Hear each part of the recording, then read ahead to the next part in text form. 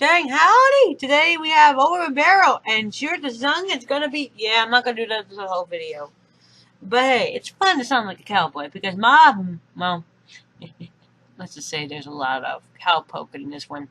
Now, in this here episode, begins with Twilight Sparkle and her friends on the train to recent build Western town Appaloosa, where Applejack plans to plant one of her trees, named Bloomberg, in her relative's orchard.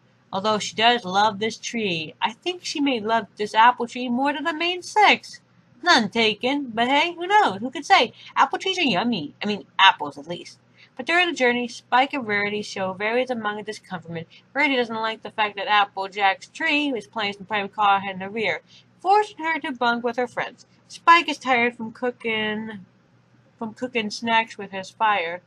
When Rainbow Dash complains that not all the popcorn kernel was popped, Spike burns her popcorn black and goes back to bed.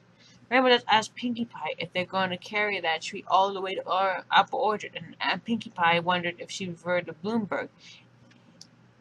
Is met with sarcastic response, which is, usual works. Rainbow Dash says that they would actually be carrying Fluttershy. But then, well, they all woke up in the middle of the night and had a discussion about this, which is wrong. But unfortunately failed to get the joke. And Pinkie tells Rainbow Dash that Fluttershy is not a tree, and this leads to a rather confused conversation with Twilight. But in the end, Fluttershy awakened as well, and saying that she would like to be a tree, and Spike, fortunately with his ability to sleep, making his way to the private car to bunk in Bloomberg. Fluttershy Joe called Huffy the Magic Dragon. All the four friends like very frustrated, so demanded to be quiet, and all of them to sleep. Rarity! That was hideous! And then again, I don't wear that stuff. Yes, you do, shouted Sally. I know. Kids. Next morning, the ponies are awake with a herd of steamboat buffalo charging next to the train. The buffalo starts ramming into the side of the train and an ambush attack. Due to the lack of sleep in previous nights, Spike sleeps through the attack. Youngest of learned buffalo leaped into the train, and all obvious Rainbow Dash disconnected the caboose from the other train cars, and the buffalo then pushed the disconnected caboose down the line opposite direction. Bluebird with Spike still said, "Oh no, will Bluebird be alright?" Oh yeah, Spike is there with them too. Upon reaching Appaloosa, Applejack rushed out to tell her cousin Broomburn, who has been waiting excited at the station at the end, and they had a problem. Unfortunately, Bluebird insists on giving his cousin and his friends a tour around Newtown. Finally, after going as far as showing the group the new apple orchard, Applejack finally gets Bloom to town and telling him what happened to the tree before they aired. Honestly, Brandburn is just an idiot as always. I'm not calling him an idiot. Well, I am technically, but at least Applejack has some brains. Brains. Greenboard means brains. Sadly said that he was aware of the whole situation, saying that the buffalo demand for the removal of the trees, but they argue that they can't, otherwise the town won't be able to survive the desert. Consolatedly, Pinkie had the same idea as Rainbow Dash to find a rescue Spike by getting the buffalo herd, but the herd managed to get them first. Just before the fight broke out, Spike arrowed at to break it up, and using his new respect it has somehow earned from the buffaloes. Pinkie and Rainbow Dash are brung to the buffalo's tribe camp where Dash meets the young buffalo female, Little Strongheart, and it's adorable. I think she's the daughter of the chief. I mean, it makes sense, right? I mean, she does show him a lot by herself. Maybe he's his grandfather or something. I don't know. But then again, I see no color. But in the eyes, maybe. She explains that the threat of Bloomberg was sent a message to Chief Thunderhoof, and Arid confirmed the Little Stronghold explanation, saying that the land of Appaloosa is now inhabited with stampede upon by many generations of buffalo. Remember to feel sympathy towards the herd of buffaloes and make sure to talk to town people about. I know how that's going to mess up. Goodbye, Rainbow Dash returned to Appaloosa with a Little Stronghold just as Twilight and the rest of her friends. And Brumburn, I'm sorry if I'm unable to say the name. I'll just call him Applejack's cousin. Are about the savage search for them. Rainbow Dash urged Little Stronghorn to tell them why the Appalachians should have a tree, but Applejack urged Applejack's cousin to tell Strongheart why the tree should stay. But them both are made very uncomfortable by the situation, being forced to speak, and of not saying anything to each other. Instead, Applejack and Dead were arguing about it. Before long, Twilight intervened and said that both sides have the good reason to keep the land. Oh god. And this is where Pinkie Pie's dumb song. Ugh. Pinkie Pie tries to send out a message about Sharon by putting a quick song and dance number. Both Appalachians and Buffaloes watch. Pinkie tries to encourage them to share by singing and simulate between the ponies Buffalo. You gotta share, you gotta care, it's the right thing to do. Honestly. Unfortunately, the Thunderhope and Town Syrup are not impressed.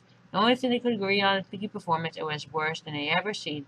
After declaring time for action, the Buffalo Chief gave a clear ultimate townsfolk must put up all the trees. Uproot.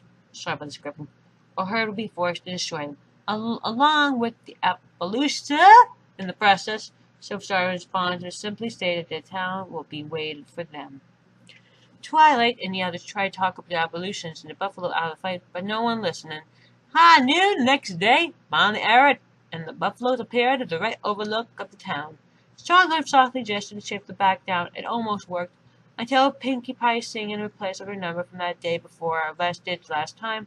Hard usually time effect to stop the fight. Oh god, Pinkie, you're so stupid! Sorry.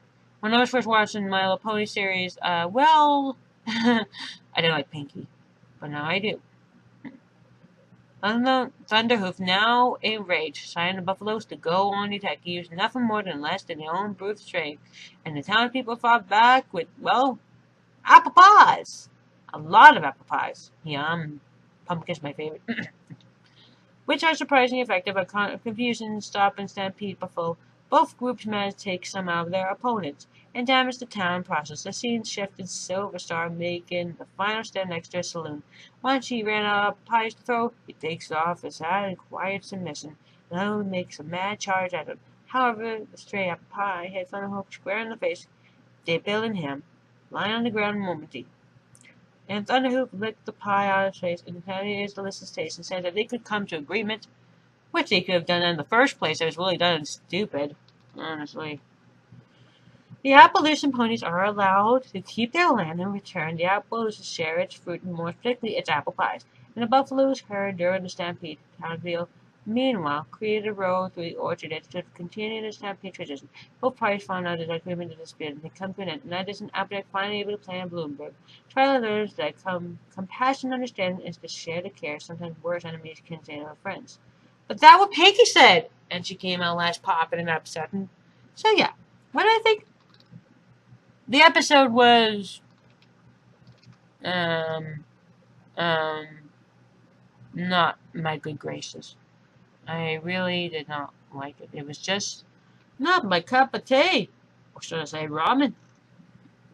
Now then, I did find main six, they all had very good jokes and all that, but, well, the only players who would be there would be, let's see, Fluttershy and Pinkie Pie. I don't think they were meant to be in this episode. I know. And Rarity, I don't think so either. But as for Applejack, Rainbow Dash, and Twilight, they would have been really good in there. However, Applejack and Rainbow Dash, you guys are so stupid! You cause more fire than ever. Seriously, what's the matter with you, y'all? In any case, as for Little Strong Hoof, I really enjoyed the fact that the Native Americans weren't horses, weren't ponies though. They were buffaloes. So our Native Americans were buffaloes. And I like that idea. Buffaloes. And it'll be a long while before we see these guys. So yes. What did I say about Pinkie's song? It's flat. It's just not really good. In any case, this song was very Pinkie, Rarity, and Fluttershy. I say you guys didn't do anything. But I did like the fact that the herds respected, the buffaloes respect Spike. Spike got some non-Spike abuse, which is good for anyone. This episode was really good. But yeah, there's other informations I could find. The crew worked with the Native American construct and did revisit the end episode according to this note. This episode closed captioned misspelled Appaloosa as Appaloosa. Yeah, mix-ups and all that. So this episode was okay, I guess. But all I can say is Rainbow Dash and Applejack, if you're ever sent to do war, don't ever try to negotiate. You're not going to negotiate. You're rivals. Seriously. The only problem I have with this episode was Applejack and Rainbow Dash. Only those two. The Buffaloes were interesting characters. Little Stronghook and Applejack's cousin were interesting. Believe me. You gotta share the care. Oh, sorry. I don't like this song. It makes me want to puke my apple bits. Yeah, I said it made me puke my apple bits. Mom, that's not in the script. Who cares? Sorry, I'm tired. I've been doing a lot. Today I'm hoping to go to a water park today with my family. So, peace and love to you guys, and have a great day. And, yeah, keep yourselves happy. Because you never know who's going to sing a dumb, dopey song. I say dopey and dopey.